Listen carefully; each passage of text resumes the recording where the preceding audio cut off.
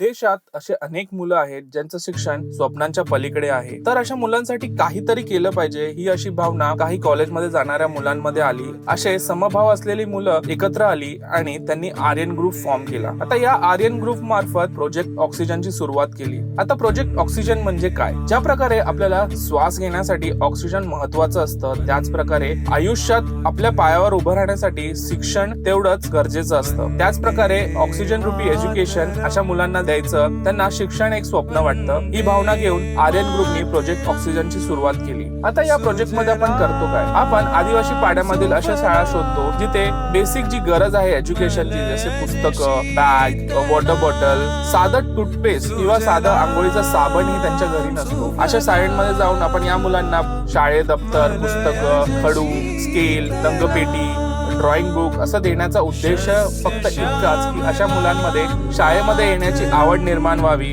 आयुष्यात basic education पूर्ण करावं आणि बाहेर जाऊन त्यांनी ग्रॅज्युएशन पूर्ण करून आपल्या पायावर उभं राहून काहीतरी केलं पाहिजे. हीच एक साधी सोपी भावना आहे. तर याच प्रकारे 1 मे 2014 रोजी सुरू झालेले हे प्रोजेक्ट ऑक्सिजन यावर्षी 26 जानेवारी 2025 रोजी 31व्या फेरीत आलेलं आहे. या फेरीत आपण जिल्हा परिषद शाळा वैतागवाडी, केंद्र दळखण आणि तालुका शहापूर मध्ये भेट देणार आहोत.